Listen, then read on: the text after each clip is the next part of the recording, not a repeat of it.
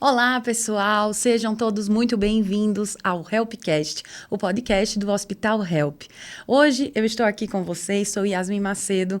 Gostaria de mandar um abraço para Paloma Maeli, que estava à frente desse bate-papo, e a partir de hoje estarei com vocês conduzindo essas conversas, falando sobre saúde, falando sobre bem-estar com os melhores especialistas e sempre de uma forma acessível e direta.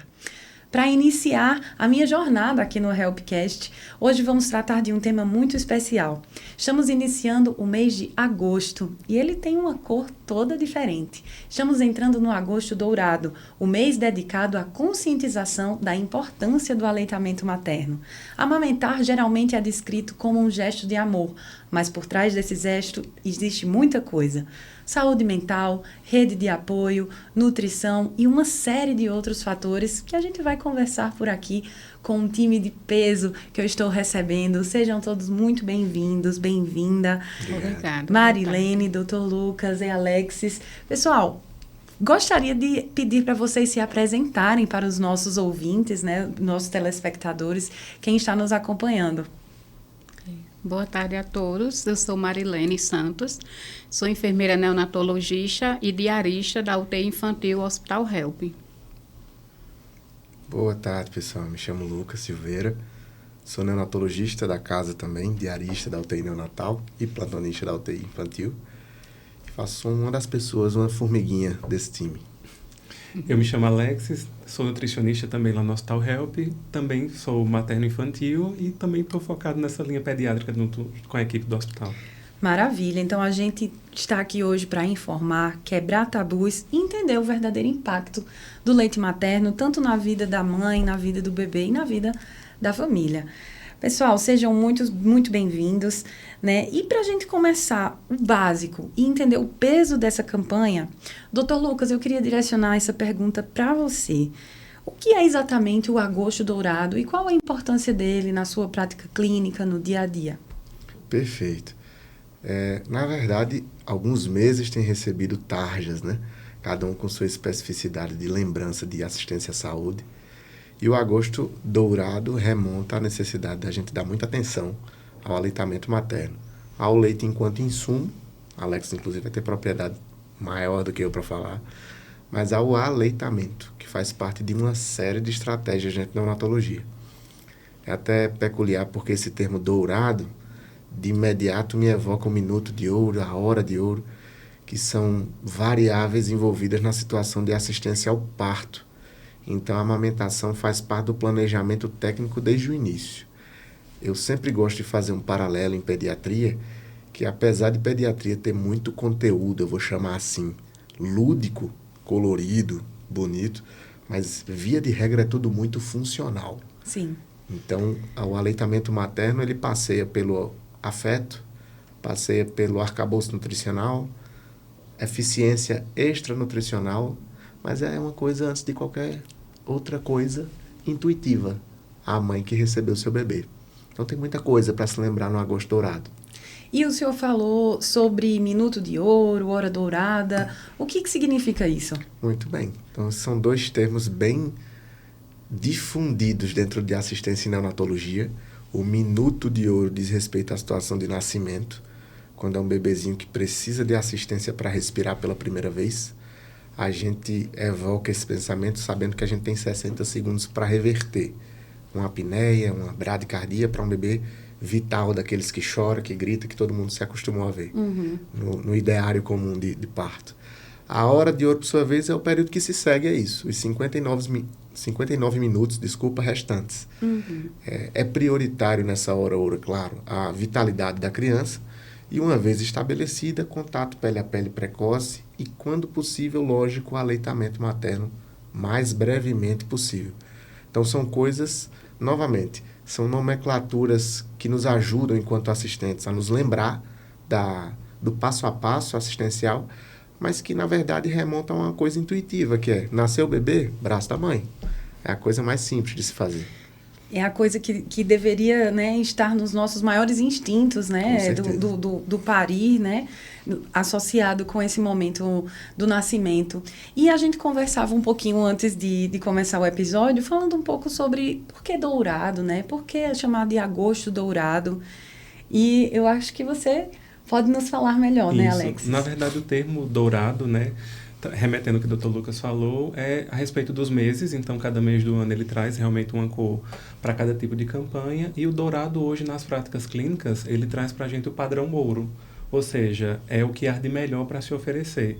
E nada melhor do que o aleitamento materno nas primeiras horas de vida da criança e, obviamente, como exclusividade nos 6 primeiros meses de vida. E também tem a cor daquele primeiro leite, que é o colostro, que é uma cor mais puxada para um amarelo mais dourado. Então, é por isso que o leite materno ele é o padrão ouro.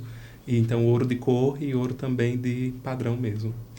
E você falou um pouquinho da importância dos 6 meses, mas já a gente volta nesse tema, porque agora eu quero conversar com a Marilene, né? Você está ali na linha de frente, logo após o parto, e eu queria saber quais são as maiores e principais dificuldades que as mães enfrentam nesses primeiros dias na maternidade. Isso, nesse momento, quando eu ali em frente, né, a UTI, é onde a gente mais reporta as mães. A maior dificuldade delas é, eu não vou conseguir, né, diz logo isso. A apojadura, né, tá lá no engurgitamento do peito, dói, é relacionado à dor, né. E as maiores dificuldades são essas, onde assim, a equipe no todo, né, tá ali para apoiar, né, dar esse suporte e orientar quanto a isso, né, explicar à mãe a importância, né, fortalecer, acolher a mãe, né, fortalecer esse vínculo entre o bebê e a mãe, né, e assim, passar segurança de início, passar segurança para aquela mãe, informando de forma de a eficiência daquela amamentação, não só para o bebê, mas como para ela também, né, porque traz benefício. Como diz, a amamentação ele não é apenas uma alimentação, ele vai além, né, porque tem N benefícios por trás disso. Para os dois, né, no caso, para o binômio, né, que é os benefícios voltados à mãe e ao RN. Então, a gente sempre passar essa orientação precisa, com segurança, convencê-la à amamentação, informar ela a importância, né, conscientizar, né, para um desenvolvimento futuro daquele bebê, com saúde, né, saudável. Né, ele tem um período de amamentação exclusiva da zero idade até os 6 meses, né, e após até os 2 anos. Né, então, o aleitamento materno ele é muito importante, ele vai além de uma alimentação. E aproveitando que a gente falou desse momento inicial, pós-parto, né, que é muito novo para as mães, muitas mulheres acham que é normal sentir dor na amamentação. Mas até que ponto essa dor faz parte do processo natural de adaptação? E quando é que ela se torna um sinal de alerta, né? De que talvez tenha algum erro ali com a pega, ou que aquela técnica precise de correção, né? Em quais situações a mãe deve se atentar e pensar, opa, talvez eu esteja precisando da ajuda de um profissional, talvez eu esteja precisando, né, de alguma orientação, né? Me falem um pouco sobre isso. Isso é ótimo, tem muita coisa para ser falada sobre isso. Eu já vou me antecipar, até pedir desculpa, também tomando a dianteira aqui. Pode ficar à vontade com esse nosso bate-papo, vamos lá. Mas eu vou só ressaltar agora uma figura nova que tem aparecido nas equipes multiprofissionais e que eu respeito muitíssimo, que são as consultoras de amamentação. É uma galera que faz chover, viu? Que faz acontecer mesmo. Dor é um sintoma subjetivo, né? Embora que a gente tenha nossas tentativas de colocar escalas virtuais analógicas para dor, dar notas de 0 a 10, comparar com outras dores já vivenciadas. Mas eu me lembro até de uma aula num professor do 2º semestre da faculdade, trazendo um conceito que até então a gente desconhecia, falando sobre dor como um fenômeno, sim, físico, sim, biológico, mas também emocional, psicológico, até espiritual. Ele pontuava isso, né? Então, a dor é uma queixa. Você não pode inferir dor, a menos que você flagre ali uma face da mãe ou do bebê, como a gente faz. Mas isso é, antes de qualquer coisa, se você conhece a queixa de dor, você se permitiu ouvir a mãe, o que é fundamental. Então, acatou a queixa, agora eu posso explicar o porquê dela. Existem causas de todas essas ordens, mas a gente pode trabalhar com as mais objetivas dentro da UTI. Causas mecânicas, engurgitamento mamário, obstrução de canalículos de drenagem de leite, alterações no formato de protrusão de mamilos e pegas inadequadas. Alguns bebês têm uma tensão maior nos músculos de mastigação e, ao invés de organizar sucções, organizam mordeduras. Então, todas essas situações são explicações razoáveis, mecanicamente, para a dor materna. E são essas as intervenções possíveis de serem feitas. As consultoras de amamentação conseguem ter um olhar mais vivo para isso, por fazerem muito isso. Então, detectam a causa mecânica mais provável e sobre ela interferem, junto com elas, e às vezes até se confundindo uma função com a outra. A gente tem um outro grupo, que são os fonoaudiólogos, que também, boa parte deles também é consultor de amamentação, mas que conseguem melhorar principalmente a função do bebê. Enquanto isso, o cuidado com a anatomia da mãe, com compressas, massagens adequadas, ordenha, que diminui o volume da mama.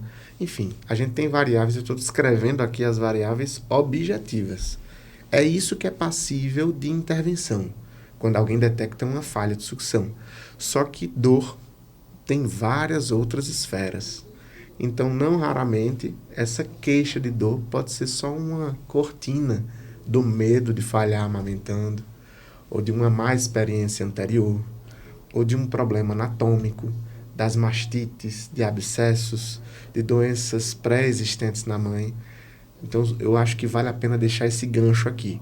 A gente pode falar de anatomia, de fenômeno mecânico? Com certeza. Tem solução para a maioria deles. Mas se a queixa é dor, tem muito mais coisa para explorar por trás. Então, tem que acolher bem essa família e identificar onde é que está essa dor mesmo. Perfeito, doutor Lucas. Isso mesmo.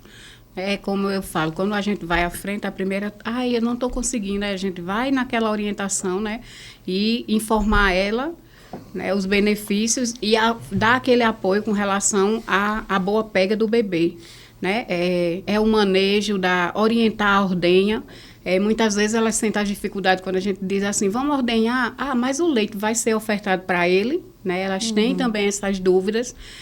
E, assim, a gente apoiar essa, como eu posso dizer, essa questão do banco de leite, né? Para ajudar, a gente fala, não, olha, mas vai para o seu bebê também e vai ajudar outras pessoas, né? Quando me ajudem, gente, tá? Não, isso é a melhor das coisas, a gente conseguir ter estoque. Aí é fenomenal. Perfeito. E hoje a gente tem muito esse paradigma com as mães a respeito do medo da amamentação, como o Dr. Lucas mesmo citou.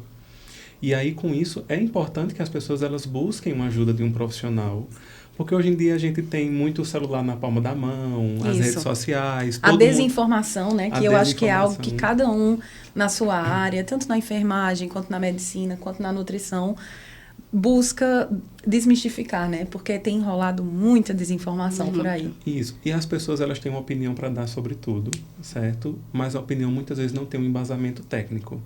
E aí é importante que quando as mães, essas lactentes, elas tiverem essas dificuldades, buscarem a ajuda de um profissional, certo? Desde que seja até numa unidade básica de saúde, numa consulta com o próprio pediatra nos primeiros dias de vida da criança, até no momento que ela vai, por exemplo, no momento de vacinação de uma criança que ela precisa ir até um posto de atendimento para poder fazer essa vacinação, buscar um profissional que entenda sobre esse processo da amamentação, para que ela tenha a orientação correta sobre aquilo. Porque, às vezes, é como o Dr. Lucas às vezes falou, existe a dor, sim, mas, às vezes, é um mau posicionamento do bebê na mama, é uma prega que não está sendo feita de forma correta, às vezes você está achando que o bebê está mamando pouco, porque o bebê, às vezes, é um pouco mais sonolento, e, na verdade, às vezes, é somente uma questão de técnica que você precisa entender que cada criança tem uma técnica diferente para a forma que ele vai se amamentar. Então, eu acho que é muito mais baseado nisso. Às vezes é apenas um ajuste para que tudo corra bem, né? Exatamente. E voltando um pouco, quais os sinais de alarme, né? O Dr. Lucas falou um pouco sobre mastite, né? Qual o sinal de alarme que, realmente aqui eu preciso procurar uma opinião de um profissional para as mães? Tá bem. Então, a gente tem pouquíssimas contraindicações absolutas à amamentação, mas é pouquíssimas mesmo. Então, a maioria das vezes, o que a gente precisa é que, tão intuitivo quanto seja para a mãe pegar o bebê, seja amamentar. Se a dor tem natureza mecânica, então a gente pode organizar o jeito que a mãe pega, pode organizar o movimento de sucção do bebê, na verdade, a coordenação de sucção, deglutição e respiração. O bebê precisa gerenciar, microgerenciar isso na sua amamentação. E a gente pode favorecer também algum problema anatômico da mãe. O que é que eu vou chamar de sinal de alarme? Eu vou me valer da sua terminação aqui. Sim. Para tentar estipular algumas coisas. Mas dor não é para existir. Se tem dor, tem ajuste para fazer. Sim. Aumento assimétrico das mamas. Tem uma mama que está anormalmente maior do que a outra ou anormalmente menor. Presença do que se chama de flogose, que são sinais de inflamação. Rubor, que aquela região do corpo fica mais vermelha. Dor, que também é um desses sinais. Calor, que é quando fica mais quente. Ou seja, quando coloca a mão na área afetada, né, na mama, está sentindo a área um pouco mais quente do que o restante. Principalmente se a gente comparar com alguma outra parte do corpo.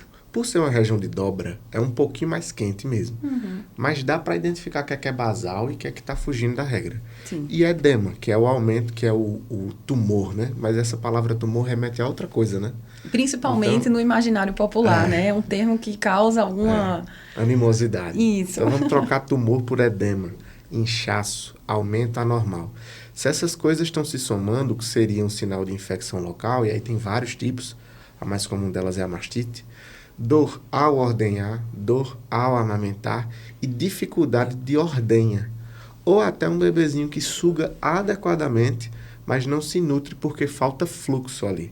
Então, tem todas essas situações que eu estou descrevendo são passíveis de resoluções mecânicas, na maioria das vezes.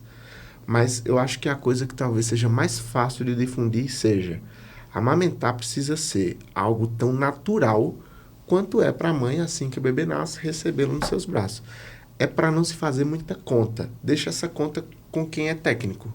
Quem está observando criticamente ali, não com o objetivo de julgar, mas com o objetivo de auxiliar, já sei onde está a falha. De observar e dizer, essa é aquela falha mecânica, aquilo que o senhor comentava, né? O profissional, ele vai saber onde intervir. Sim. E, às vezes, a condução expectante, eu acho isso muito bom. Eu costumo falar o seguinte, geralmente os estudantes que vão para lá, tão assertivo quanto o indivíduo que faz várias mudanças. Imagina aquele cenário do pronto-socorro em que tem uma equipe lá e que um olha e faz, olha, você faz um acesso, eu vou entubar a paciente, eu vou pegar aqui tal dispositivo. Tão assertivo quanto essa equipe que faz muitas intervenções em prol do paciente, é aquela pessoa que olha o que está acontecendo e diz assim, não, o problema aqui é esse.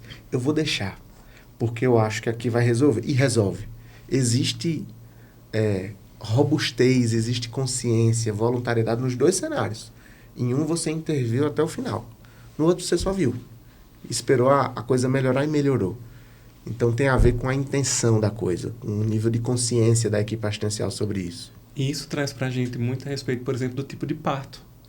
Porque, por exemplo, quando o parto é normal, então a mãe por si já tem a questão da liberação da ocitocina. Sim. Então, muitas vezes, na hora do próprio parto, os seios já estão lá lactando, né? Produzindo leite. E quando o parto ele é um parto cesáreo, que é um parto programado, geralmente a primeira semana, a produção de leite ela vai se construindo através desse contato que o bebê tem com o peito da mãe. Então, a gente vê isso já justamente até na conduta que o parto ele vai ser feita. Se é um parto normal ou se é um parto programado através da cesárea. Eu acho que é interessante a gente ter em mente, né, que cada história vai ser única, cada história de cada mãe, cada bebê, né, cada trajeto vai ser único e observando essas particularidades. Mas eu acho que uma coisa que atravessa todos eles são alguns medos.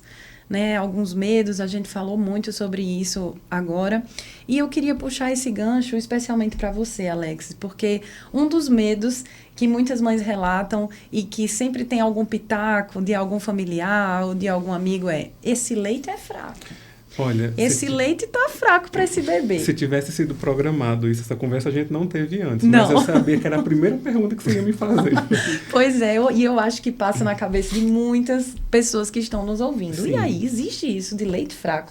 são as duas principais dúvidas que elas têm. É da quantidade, que às vezes elas acham que é insuficiente, e também da questão da qualidade do leite. Se é um leite que ele é mais fraco e tudo mais. E eu sempre falo que, desde que você mantenha uma boa alimentação, que você seja uma pessoa que procure se hidratar bem, o leite ele é adaptável ao seu bebê. Então, se hoje a gente tem várias fórmulas infantis no mercado, mas nenhuma delas se equipara ao leite materno. Nenhuma. Não se ouve ainda esse lançamento. Por quê? Porque o leite materno é individual para cada criança. Você pode ser mãe de 2, que o leite vai ser diferente para cada um dos 2. Então, o seu contato com o seu bebê, o contato dele com o seu peito, a sua parte hormonal vai se ligar a essa parte hormonal da criança, e o leite ele vai se adaptar a todas as necessidades daquela criança. Então, e se meu filho precisar de um leite que ele seja mais gordo, né? Um leite que ele seja mais hipercalórico, o seu próprio organismo vai se adaptar para isso. Meu bebê precisa de um leite que seja um leite de fator de proteção devido ao sistema imunológico deficitário. O leite ele vai se adaptar a isso também. E isso é a dádiva da vida e do corpo da gente se adaptar às necessidades que a gente tem. E ainda nessa temática, né, da amamentação e dos pitacos e das opiniões e daquilo que a gente vê na internet, também tem algumas pessoas que falam, tal alimento ajuda a produzir mais leite, né? A mãe tem que comer por 2. Então, fala um pouquinho, Alex, desses mitos e verdades. Como é que deve ser a alimentação da mãe para que ela possa ter uma boa produção de leite, né? Existe realmente algum alimento que faça produzir mais leite ou isso é mito? Na verdade, eu diria que era um mito por não ter embasamento técnico, mas a gente sabe, obviamente, que uma pessoa bem nutrida ela vai ter uma produção melhor de leite. E a gente sempre diz que a programação da amamentação ela se dá desde o processo de gestação com acompanhamento no pré-natal, tomando as vitaminas certinhas, fazendo a questão da ingesta de bastante líquido, de comer as frutas, de evitar alimentos industrializados, que obviamente isso vai trazer mais a robustez na saúde dela, e ela vai ter um leite realmente mais adequado para aquela criança e, obviamente, uma produção bem melhor. E isso traz para a gente, aí eu vou puxar um pouquinho agora o gancho para a nutrição e para a questão dos postos de leite humano e dos bancos de leite, e aí, inclusive, ela consegue ter uma produção além da necessidade da criança dela, ela consegue fazer a doação desse leite para outras crianças também e acabar ajudando a salvar outras vidas. E agora a gente tocou nesse ponto que é a doação de leite materno, né? Como é que funciona? Isso é possível? Todas as mães podem doar? Como é que funciona o banco de leite do HELP? Falem um pouco para a gente sobre isso. Hoje o banco de leite, na verdade o HELP, ele tem um posto de coleta. Isso. O posto de coleta ele é vinculado ao banco de leite lá do ISEA, da maternidade daqui de Campina Grande. E como é que é feito o processo? A gente faz a coleta dos leites, tanto de mães que estão internas, que a gente chama esse leite cru, que é um leite que é direcionado da mãe diretamente para o filho dela, e quando a criança ela não tem a possibilidade de receber o leite diretamente da mãe dela, a gente recebe leite de outras mães como doação, envia para a pasteurização, que é lá no banco de leite, e esse leite ele retorna para a gente pasteurizado, e aí a gente consegue alimentar as outras crianças em relação a isso. E aí a gente consegue deixar todo mundo no padrão ouro. Maravilha! E todas as mães podem doar? Como é que funciona esse critério? Toda mãe pode doar. As contraindicações são raríssimas de aleitamento e, por tabela, de doação também. Entre elas, a gente tem doença como a imunodeficiência adquirida e outras pouquíssimas doenças em que isso é inviável. Mas uma coisa que eu também estou aprendendo a valorizar muito é o seguinte. Por incrível que pareça, diante da possibilidade de doação de leite, eu já comecei a ver mães se cobrando por não doarem. Que a tal da mãe se cobra de todo lado. Exato. Né? Ela Exatamente. é cobrada e se cobra de todo lado. Então, também queria deixar um bom conselho aqui, se é que eu sou alguém para dar conselho, mas deixa fluir, velho. Se você só tiver o seu leite do seu bebê, viva. Se tiver uma mastopexia anterior e o teu volume de leite é menor, complementa. Se você tem uma produção avantajada, doe. A gente tem prematuros que se nutrem com 1 ml de dieta. Eu queria só fazer um parêntese aqui para uma outra aplicabilidade do leite, entre as muitas que ele tem, mas dentro da UTI, que é a imunoterapia.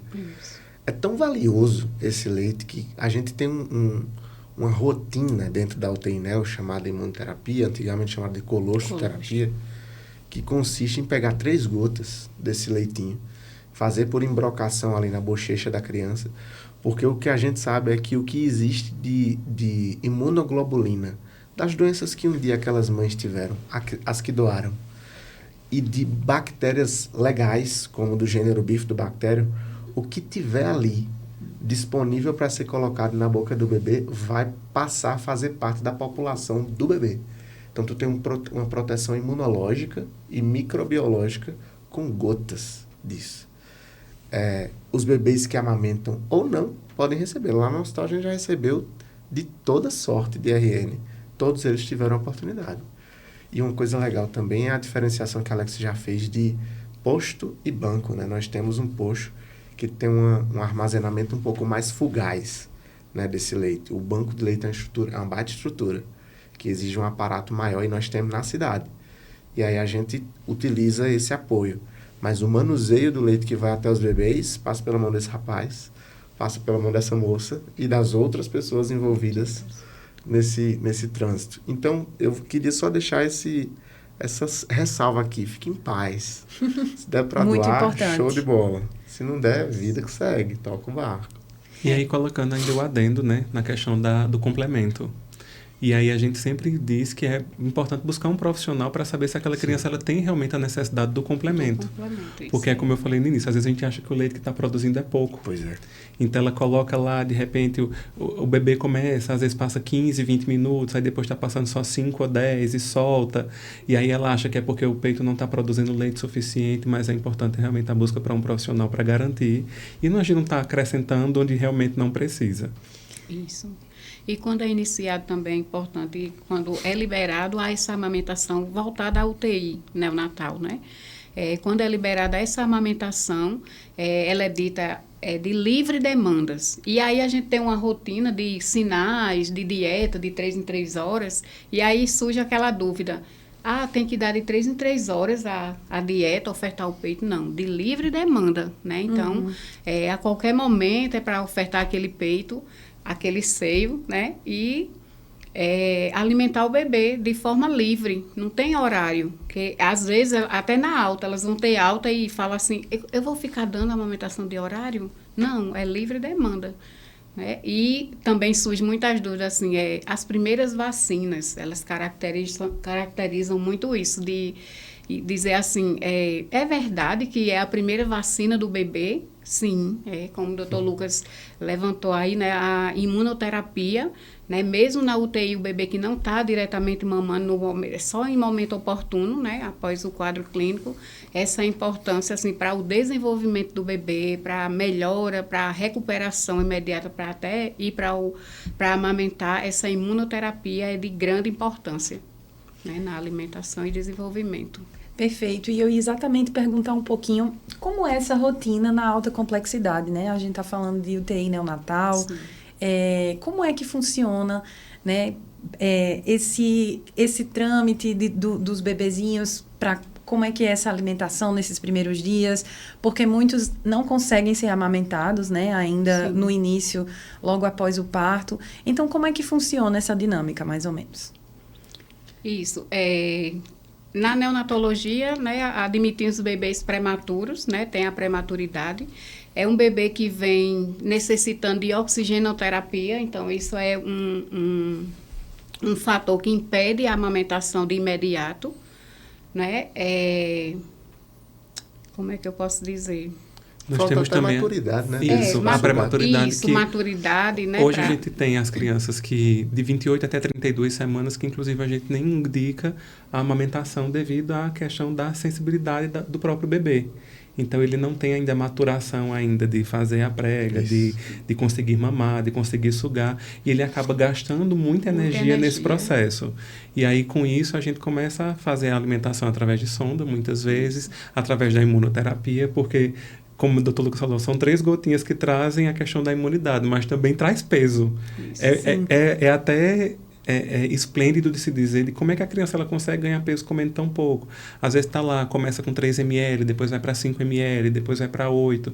E você vê o desenvolvimento dessa criança acontecendo, porque às vezes é um prematuro muito extremo. Então a gente já teve prematuro de 28 semanas lá no hospital, que você vê assim a sensibilidade da vida em si. Sim. E aí você vai vendo que o processo ele vai dando certo de acordo com todas as condutas. Quando chega lá na 32ª semana do bebê, aí a gente já tem o apoio da equipe da fono, então a fono já vem para verificar como é que está a sucção, para ver se já começa a colocar ali uma sucção não nutritiva, que a gente fala que é só para saber como é que está a questão da pega do bebê. Da sucção, né? E aí depois disso tem um ponto muito bonito, que eu acho que é uma das coisas mais bonitas que acontece dentro da UTI neonatal, que é o método canguru. Aí né? Sim. Que aí é quando a gente tem aquele primeiro contato de colocar o bebê no colo da mãe, para que ela possa sentir o calor da mãe. E aí depois a gente vê essa questão do peito. Enfim, gente, trabalhar com neo, com pediatria é muito bonito de se ver mesmo. São muitas emoções, né, minha Massa, gente? Muita. E vamos falar um pouquinho agora, a gente já conversou bastante, né, sobre esse momento inicial, sobre as dificuldades iniciais, mas eu gostaria de retomar algo que vocês já falaram aqui. O tempo mínimo, né, recomendado para o aleitamento materno, até quando esse tempo pode se estender, como é que funciona isso para a mãe, para o bebê, a questão da livre demanda, até quando ela deve ser levada dessa forma? Muito bem. Então, o objetivo da gente é entender... Vamos começar a falar de uma variável, mas sabendo que tem muitas outras. Mas a suficiência nutricional do leite para o bebê. Então, a gente está descrevendo aqui, adentramos até uma coisa que eu amo, que é o método canguru. Tem muita coisa para falar, vai dando vontade de falar bem muito aqui. Mas Pode falar, vamos trazer essas aqui. informações, porque eu também sou muito fã, não conheço aprofundadamente, né? Mas a gente sempre vê alguma imagem ou outra e quer entender mais o que é que está por trás daquilo, né? É uma das coisas que é ultra afetuosa, tanto quanto é funcional. É muito importante isso. Nada vai ser prescrito, conduzido exclusivamente porque é afetuoso, nem o fato de ser altamente funcional exclui o vínculo mãe-bebê, que não tem como não ser afetuoso. Mas, enfim, para a gente se ater ao aleitamento. Eu vou tentar situar a nossa vigilância da amamentação em bebês termo. Então, a situação de UTI neonatal, de um nascimento prematuro, inclui, por exemplo, 2 réguas de idade para a criança. A idade cronológica ou verdadeira, que é aquela que o bebê nasceu tal dia, o aniversário dele é tal dia. Só que para os prematuros, essa contagem corre em paralelo ainda, porque a gente segue a contagem caso o bebê estivesse dentro da barriga. Então, para fins práticos, para avaliações técnicas, a avaliação que conta é a segunda. A única exceção são as vacinas, que obedecem o calendário cronológico. O restante das coisas leva em conta os bebês até eles fazerem 40 semanas para decidir em diante a gente dizer que o bebê nasceu. Então, tudo que eu vou falar agora diz principalmente respeito a quem já atingiu o nascimento. Muita coisa pode acontecer antes disso, tá? A gente tem um universo para conversar aqui. Mas eu vou tentar falar dos bebês a termo. Então, que são bebês que nasceram na época adequada, né? O que significa bebês a termo? É isso mesmo. Falha minha, né? Então, o bebê a termo é um bebê que nasceu acima das 37 semanas de idade gestacional. Algo próximo de 8 meses e meio. Sim. O ideal, na realidade, são as 40 semanas, popularmente conhecidas como 9 meses. Caso o bebê tenha passado por toda essa fase de cuidado intensivo e sua idade corrigida atinja as 40, a gente entende que esse bebê está funcionando mesmo como um bebê nascido a termo. Então, esse bebezinho, uma vez em casa, precisa ter uma rotina bastante intuitiva. Eu me refiro aos pais. Claro que não é a ele não tem tanta iniciativa. Então, o sono do bebê pode ser tolerado em algumas de suas nuances pouco circadianas. Com isso eu quero dizer, um bebê que acorda à noite, dorme de dia, isso pode ser tolerado no início. Um bebê que não tem autonomia de se sentar, de comer ainda, esse é um bebê que acabou de nascer. Mas e como é que essa criança cresce? Então é isso que eu quis dizer quando comecei a fala, falando sobre a suficiência desse leite materno. Na UTI, a gente faz avaliações, e eu acho que isso talvez resolva muita interrogação. A gente faz avaliações prospectivas, ou seja, a gente põe no papel o que a gente entende que vai fazer bem ao bebê. Mas para as famílias, essa avaliação pode ter outro sentido, pode ser retrospectiva. Então, uma coisa que às vezes acalma um pouco os pais é, ao invés de pensar, será que ele vai crescer com o meu leite? E sua mãe, né? É dizer o seguinte, qual é a idade do bebê hoje? 3 meses, me mandaram só amamentar. E em 3 meses ele cresceu? Talvez isso aqui seja mais fácil de mensurar do que fazer prospecções, porque isso aqui dá muita ansiedade. Esse daqui prova a eficiência. Por que eu acho que isso é importante? Vou me ater ao aspecto nutricional. A gente tem gráficos de crescimento para esses bebês. Esses sim me ajudam a prever o que pode acontecer. E se você pega a fase inicial desses gráficos, o crescimento desses bebês é assustador. Pode chegar a 1 kg, 1,3 kg por mês. Para a gente entender a dimensão disso, eu sempre comento isso com as famílias. Se tu pegar um adulto de 70 quilos no início do ano, que ganhar 1 quilo por mês, e ao final do ano ele tem 82, ele não vai estar satisfeito, porque ele sabe que ganhou muito peso. Pois bem, essa é a velocidade com a qual um bebê de 3 quilos, no máximo 4, que já é um bebê enorme, cresce por mês. O que eu quero dizer é difícil conseguir crescer desse jeito. Por isso que basta para as famílias olhar para trás e dizer, rapaz, eles conseguiram mesmo, então meu leite é bom. Então, meu leite não é nada fraco, né? Como alguém fala. Nem é pouco. Nem é pouco. Zero. É o suficiente. E é difícil, cara, atingir essa regularidade de crescimento. Isso não dura a vida toda. Depois essa velocidade vai se estabilizando. Mas acho que essa informação traz um pouquinho de paz. E não é só a paz afetuosa. É eficiente também, é científica também. Então, as famílias eu sempre oriento a fazer uma vistoria para trás. Como era que meu bebê era? Como é que ele está hoje? Foi o leite. Ao invés de, será que vai continuar sendo? Cara, o mais provável é que seja. Porque já foi até aqui, né? É. Perfeito. E vamos falar um pouco sobre esse tempo, né? Você comentava, Marilene, sobre a livre demanda. Sim. Até quanto tempo as mães podem funcionar nessa dinâmica? Como é essa questão da temporalidade na amamentação, né? A gente tem esse marco super importante que são os 6 meses, né? De amamentação exclusiva. Sim, exclusiva. Esperar os 6 meses. Sem água, né? Isso, sem água. Você leu meus pensamentos, porque eu já Sem ia falar. água. Muita gente fala, o menino vai morrer de sede. O menino vai morrer de sede. Como é isso? Então, Essa porque... hidratação vem de onde? Não pode dar água para o Pois bebezinho? é como diz, né? O aleitamento materno, ele é além de uma alimentação. Além de trazer todos os benefícios à saúde do bebê, né? Como ressaltei também até a mãe, vem essa questão aí da hidratação. Então, além dele alimentar, ele ainda hidrata. Então, não há necessidade da água, né? Então, assim, é uma dúvida grande que as mães têm. Não tem como. Então, assim, a gente consegue, né? Eu sou mãe, amamentei exclusivo, né? E eu vi que realmente não necessita. Bem como o complemento. Porque, como diz, né? O leite é fraco, é insuficiente, né? O bebê está chorando. O bebê não só chora, não é de fome, né? Por trás disso tem outras coisas. Ou pode ser dor, ou pode ser um xixi, né? As necessidades fisiológicas. E aí, assim, a livre demanda é isso, não tem horário. Pela Sociedade Brasileira de Pediatria, ela já diz lá, é uma regra. Aleitamento materno exclusivo até os 6 meses, né? Zero água, porque ele já tem todos os benefícios nutricionais, né? E até os 2 anos. Porém, eu acredito que isso ainda pode ir além, né? Eu também sou mãe e amamentei além dos 2 anos. Eu acho que vai, como o doutor Lucas, segue em frente. Deixa fluir. Porque Deixa a gente fluir. vê hoje o aleitamento materno também como uma questão do afeto, como você mesmo tocou, o doutor Lucas falou também. Isso. Então, assim, quando a gente traz a exclusividade, não é somente uma necessidade de mãe e do bebê, mas também da mãe, porque a gente tem aquela perspectiva de ganho de peso durante o período da gravidez. Então, a gente tem ali uma estimativa que a mãe ela ganha entre 12 e 16 quilos nos 9 meses, que são as 40 semanas, como o doutor Lucas falou.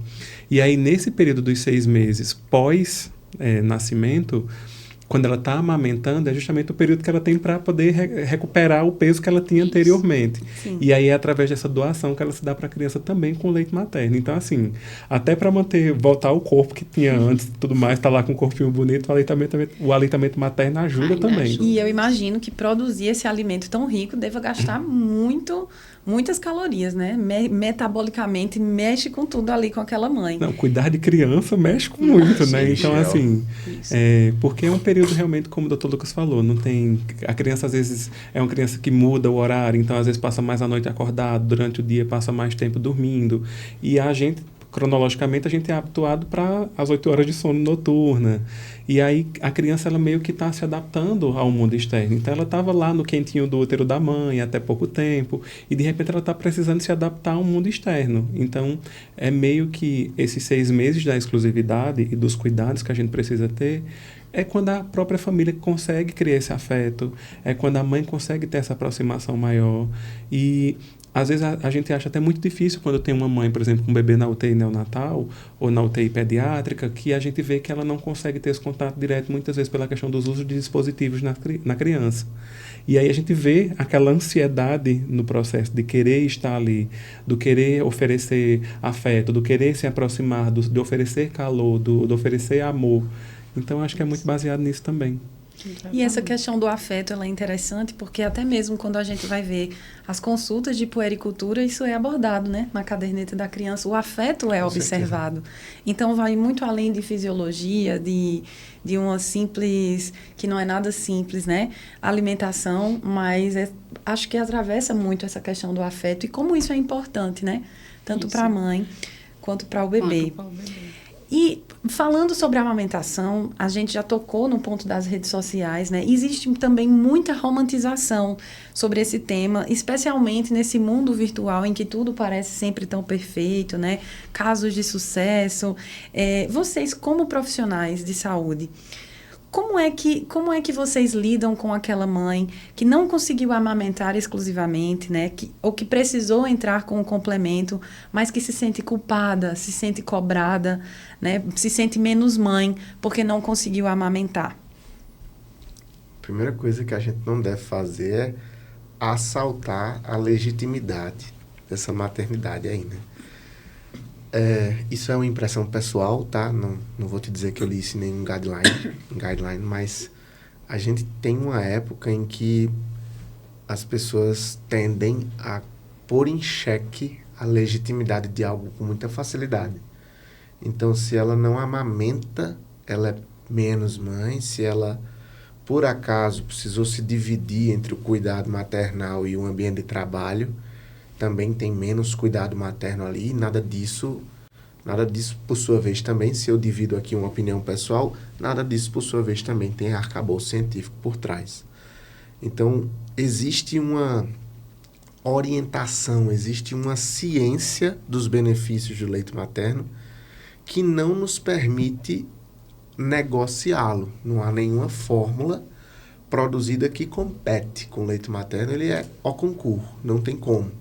É muito elevado. Qualquer representante comercial dos laboratórios que produzem leite, e são louváveis, honrosos, são esforços tecnológicos muito bons, começam a fala com isso. E quando começam a fala com isso, eu passo a respeitar o que vem depois. Mas existem muitas situações no dia a dia comum que podem trazer a necessidade de adequar isso.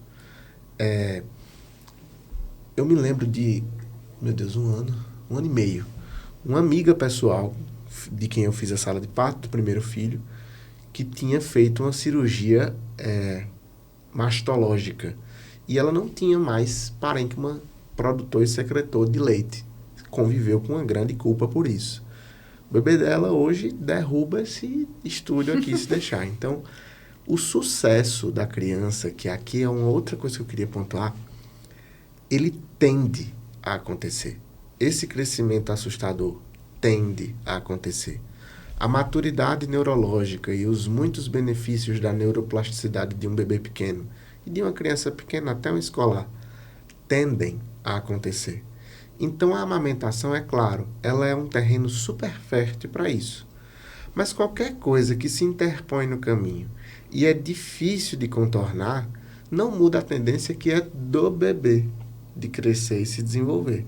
O que nós não podemos permitir são os problemas alimentares. Até pouco tempo atrás, erros alimentares. Mais recentemente, problemas alimentares. Que aqui é onde entra uma discussão um pouco técnica. A gente estipula quantas calorias um ml de leite tem. Quantos gramas de proteína um ml de leite tem. E quando a gente vê, voltando àquela ideia retrospectivamente, um bebê que não tendeu a sua curva de crescimento, eu posso fazer intervenções. Olha, baseado no que a gente está vendo acontecer, podemos fazer uma prospecção que isso não vai mais tender a se resolver. Vamos focar aqui no bebê. Nenhum momento desta fala eu questionei que se ela é mãe, se ela é boa ou ruim. Se o foco for no indivíduo adequado, que é a saúde do bebê, nada disso aqui precisa ser questionado. Colocar o aleitamento materno exclusivo, que é, eu vou dizer, uma bênção, cara, é fenomenal. Mas como uma condição de legitimidade é altamente problemático. E acho que é até cruel, né? Com as mães que passam por tantas dificuldades, tanta coisa pode acontecer, né? No percurso da amamentação. É desleal, né? Sim. E hoje não é à toa, inclusive, que quando a gente encontra, certo, as mães que elas não conseguem amamentar, é por isso mesmo que a gente tem os bancos de leite, os postos de coleta, para que a gente possa ter essa reserva e ofertar para aquela criança a real necessidade que ela tenha desse leite materno, mesmo que seja um leite materno pasteurizado, que tem o mesmo efeito, certo, que o leite materno falando nutricionalmente. Obviamente, os fatores de proteção seria da mãe para o filho, mas na ausência do leite da mãe, a gente também tem essa questão do leite pasteurizado para poder ofertar para essa criança. E não trazer para a mãe, como ele falou, aquele paradigma, aquela culpa, aquela sensação de ser menos mãe, porque a gente vê o quanto é a doação de estar dentro de um hospital, o quanto é difícil um trabalho de parto, o quanto é difícil um período de gestação, que por mais que ela seja apoiada, por mais que ela seja acompanhada, mas é um período que ela tem os enfrentamentos de mudança de hormônio, de mudança de corpo, das características físicas dela que vão mudando de acordo com o processo de gestação e que também alteram a questão emocional dela. Então, assim, isso não nos torna... A mãe, na verdade, ela sempre é uma super mãe. Ela vai ser sempre uma supermãe, ela vai ser sempre uma salvadora do processo inteiro, não só do processo do nascimento nem da criação, mas desde o processo lá de fecundação, do início da gestação em si. Então é importante a gente pensar que a saúde materna também, ela entra um pouco também nessa questão do agosto dourado, também hoje, como a campanha. Então a saúde materna também ela importa. Importa, não vai deixar ela de ser menos mãe, né? E também a gente respeitar aquela mãe que não deseja amamentar. A gente, nesse âmbito da saúde, né, existe também aquela mãe que não tem o desejo de amamentar. É mínimo, esse número mas existe. Né? Então, assim, eu mesmo já me deparei com mães que não desejariam amamentar. Então, assim, por trás tem pessoas que dizem, não, mas tem que amamentar. Não, é um desejo da mãe, então a gente tem que respeitar. Né? E por trás disso, a gente tem ali o banco de leite, que também pode alimentar o bebê dela da mesma forma. E a gente tem que lembrar que a gente até respeita o direito, a gente até respeita não, nós respeitamos, pelo amor de Deus. Nós respeitamos, mas antes de realmente concordar com a posição dela em relação a isso, nós temos o trabalho orientativo. Então, assim, né? É de informar quais são os benefícios, como eu falei. Às vezes a mãe não quer amamentar porque ela acha que vai ter mudança no corpo, porque ela vai ficar com o seio deformado, porque ela vai ter alguma mudança no físico dela. E aí, como eu falei no início, você ganhou o peso durante a gravidez e agora a principal hora de perder é no momento da amamentação. E aí é quando dá aquele estalo de dizer assim, não, então amamentar vai ser bom porque eu vou voltar a ter o corpo que eu tinha antes de engravidar. E aí é importante a gente realmente ter a questão da consciência para elas em relação ao processo de amamentação, mas respeitando, obviamente, a questão do não querer. Pode acontecer também, desculpa, Yasmin. Não, imagina. Pode acontecer também a rejeição pelo medo de falhar. Sim, também. Com certeza. Pode acontecer demais. E se eu amamentar e o bebê não crescer? Aí dá jeito. Tem solução. Eu amei a sua frase, deixa fluir, né? Deixa fluir. Sim. E muito legal poder falar sobre isso, porque é muito complexo, envolve muitos fatores, acho que como a gente falou no início do nosso bate-papo, né? Fatores emocionais, fatores nutricionais, né? E tem muita coisa envolvida nisso aí. E já que a gente está falando de saúde emocional, qual o papel da rede de apoio? E a gente falou sempre mãe, mas e como o pai pode participar, né, desse momento, o pai e a família, para que essa amamentação aconteça de uma forma mais tranquila? Perfeito. A gente está falando de uma pessoa em formação, né, que é o bebê. Então, mais frequentemente, quando você não tem uma contrapartida objetiva, como a mãe tem no leite materno, a oferecer, isso pode ser um argumento frustro e falho para o pai se sair de perto. Não, quando eles crescer, eu ensino os valores. Quando ele tiver consciência de seus atos, eu participo de suas correções. Mas a verdade é que se a gente tem menos, eu digo a gente porque no final do ano sou eu, né? Minha esposa está grávida, então no final do ano eu vou começar a experimentar isso e devo ser cobrado por isso. No momento estou falando sobre, mas sei que devo ser cobrado sobre isso. Com o perdão da intromissão, mas é o primeiro filho? Primeiro filho. Então vai viver na pele aquilo que já vive no consultório, que já vive na sala de parto. Outra realidade, né? Mas é tão eficiente quanto interferir sobre a orientação da criança ou o contato físico com a criança, até o afeto que o pai também deve ter com a criança, mas o cuidado com esta mãe. Então, eventos como despertar de madrugada para pegar bebê, permitir períodos de descanso para a mãe, favorecer recuperação física da mãe depois de dias extenuantes. Eu não vou nem colocar isso aqui como opções, mas isso são tratativas obrigatórias do pai. Cuidar do filho também significa cuidar da mãe deste bebê. Então tem que ter uma doação equitativa aí. Eu não posso oferecer leite para o bebê de fato. Isso é uma peculiaridade da formação materna. Mas cuidar da mãe, cuidar do bebê e permitir descanso da mãe, alternar-se nessas funções, isso precisa fazer parte de uma rotina saudável. Eu te digo isso assim de peito muito aberto, sei que isso traz alguma exposição para mim. Posso ser cobrado sobre isso, mas faço puericultura há algum tempo. E vejo também as diferenças nos bebês de famílias que se envolvem igualmente. A única ressalva para isso, e que eu também faço questão de pontuar, às vezes eu preciso aconselhar mais as mães do que os pais sobre isso, mas vale para o juiz, é que não existe tal coisa como a transfusão de saúde, ou seja, aquele sentimento nobre que os pais têm de o bebê estando bem, eu me viro, Nossa, se eu puder pegar uma isso. seringa e tirar aqui e botar no bebê, para mim tá tudo certo. Eu me viro aqui, um finalzinho de semana eu descanso, mas esse fenômeno não existe. O objetivo nem é, nem nunca vai ser favorecer a saúde da criança com o custo da saúde dos pais. Isso nem se aplica à mãe, nem se aplica ao pai. Eu acho que é aquela analogia da máscara de oxigênio, né? Primeiro vamos colocar a máscara na gente, para depois a gente colocar no outro, né? Então, eu acho que a conta não fecha. Se os pais, a família não está saudável, então o bebê, consequentemente, também vai sofrer consequências, né, desse mal-estar. Mas é como o Dr. Lucas falou, né? Aquele desejo nobre de tipo, não é por mim, tudo pelo bebezinho, né? Mas é por eles também. Não é só pelo bebezinho, não. É mais pelo bebezinho, mas também é por eles. Também por eles. No momento, né, ali o foco, né, é o bebê. Porém, todos precisam estar envolvidos, né, para manter aquela boa amamentação, né? É como diz, na parte emocional, o apoio do pai, o acolhimento, não só o pai, o familiar em si, não é? É muito importante para essa mãe. Ela precisa muito mesmo. Até mesmo, né, vai aumentar aí o nível de ocitocina para produzir mais leite. Né? Você trazer um ambiente agradável, boa, né? Um ambiente agradável. Trazer um ambiente agradável. E trazer um ambiente agradável também é respeitar que os pais também vão ter. A gente opina, obviamente, né? Tem os tios, tem os tios, tem a sogra, tem o sogro, todo mundo quer ajudar, todo mundo quer estar perto, todo mundo quer pegar a criança.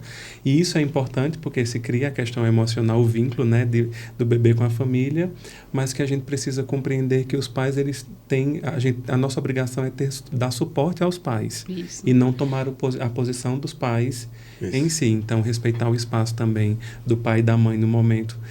existe aquele momento mais íntimo, que às vezes o pai quem tem que segurar o bebê para colocar no peito da mãe, Isso. e aí às vezes a mãe está um pouquinho ali dolorida, às vezes é um parto cesariana, que ela está ali naquele período de recuperação pós-parto, que é um pouco desafiador também para ela. Então, assim, de respeitar o espaço de cada um, e tempo de recuperação é muito individual para cada pessoa. Sim. Isso. E hoje já se torna uma cultura, né, no pré-natal, desde o pré-natal, o pai acompanhar para ter essas orientações. E né? existe até o pré-natal do parceiro, né? Isso, Que muita existe. gente não sabe, mas o parceiro também pode Tô participar. Muito bem, muito bem. Pessoal, e a gente vai se encaminhando, né, para encerrar o nosso bate-papo. Se vocês quiserem deixar uma mensagem de encerramento, né, para fechar, arrematar esse nosso papo que foi tão rico. A gente falou um pouquinho de saúde mental materna, que é confesso que é um tema que me interessa muito, né? A gente falou sobre a importância do afeto, a gente falou, acima de tudo, sobre a amamentação e a sua importância. Então, qual a mensagem final que vocês deixam para a gente hoje aqui no Helpcast? Eu acho que hoje, primeiro, a importância, né, do aleitamento materno, que acho que a gente vai frisar muito nesse mês que está iniciando agora, né, com o agosto dourado, mas, obviamente, isso funciona sempre, então, a gente vai sempre estar incentivando. A questão também de, eu vou frisar como um bom nutricionista, como estar à frente de um posto de coleta de leite humano que está lá com o seu excesso de leite, entre em contato com o banco de leite da sua cidade, entre em contato com o posto de coleta mais próximo, faça a doação de leite, entenda que cada doação que você pode fazer pode salvar a vida de até 10 crianças que estão dentro de uma UTI neonatal. Então, isso é um volume de vida muito significativo. Você saber que hoje o que sobrou da sua criança, porque a gente pega esse leite que sobrou e faz a doação, ele está salvando a vida de até 10 outras crianças. Então, imagine que tem 10 crianças hoje que estão com a perspectiva de vida graças à sua doação de leite. Então, assim, doem leite, se puderem. Busquem profissionais quando vocês tiverem qualquer tipo de dúvida a respeito da amamentação, a respeito de qualquer tipo de fase que a gente tiver com a criança, principalmente quando é o primeiro filho, ou quando a gente está com dúvida em relação, cada criança é diferente, mas, assim, a busca da ajuda do profissional, a busca do pediatra, a busca de nutricionista, da enfermeira, das consultoras de amamentação é extremamente importante para que o processo ele seja o mais leve possível para você, e você, que eu digo você, família, quanto também seja bom para a criança, para que ela possa se desenvolver bem. Então, muito obrigado, pessoal. Eu quero pontuar duas coisas para dois públicos. Para nós que somos assistentes, eu quero reforçar a necessidade da gente ser coadjuvante, da gente dominar mesmo o arcabouço técnico, e aqui eu quero pontuar o protocolo Canguru. Se você é profissional, se familiarize com esse documento. Saiba as nuances de todas as nuances dele, desculpa. Coisas como favorecer o pele a pele em prematuros extremos intubados, imunoterapia, estratégias de nutrição trófica. Domine tudo isso com o objetivo de ser coadjuvante. Para a gente, e agora o segundo público, permitir que os pais e as mães que adentram as UTIs sejam os protagonistas e ali estejam preocupados só em estar perto do filho deles. E eles possam, na hora de pegar o bebê, dizer assim, posso pegar? E a gente tem a segurança dizer, pode. Na nossa cabeça, todo o arcabouço técnico por trás. Na cabeça deles, é só meu filho no colo. Eu acho que esse diálogo aqui tem tudo para ser fenomenal. Então, se você é da área, estuda, corre atrás e sai um pouquinho de cena. Se você é pai e mãe e passa por UTI, entra bravamente ali na UTI, chorando ou não. Vai pegar teu filho no colo, saiu da UTI, faz isso mais ainda, e nos primeiros 6 meses, amamenta essa criança. Perfeito. Isso mesmo. E como profissional, né, a mensagem é as mães não desistirem, né, de início, né, sempre vai ter pontualmente ali algum questionamento, mas procure o profissional, né, e que esses profissionais tenham segurança, né, de passar essa informação corretamente, né, e como digo, né, aleitamento materno ele é além de alimentação, né, ele salva a vida tanto da mãe como do bebê, traz N benefícios nutricionais, né, vai ajudar num todo, desde o início até a vida adulta, né, não é só aquele período até 6 meses ou até 2 anos. Esse aleitamento materno ele vem e prolonga até há muitos anos na frente. Então, não desistam, procure profissionais, qualificados que possam lhe passar informação segura, né, para que isso siga em frente e desenvolva perfeitamente para um bom desenvolvimento, tanto para o bebê como para a saúde da mãe também, né, e familiares. E eu agradeço a oportunidade, boa tarde, obrigada. Eu que agradeço a presença de vocês aqui no nosso podcast. E a gente fica com essa mensagem. Amamentar é um ato plural. Envolve conhecimento, rede de apoio, envolve nutrição, envolve, acima de tudo, empatia. Acesse as redes sociais do HELP, @hospital.help no Instagram e acesse o nosso canal no YouTube, Hospital HELP, para conferir esse episódio e os outros. Eu te espero no próximo HELPcast.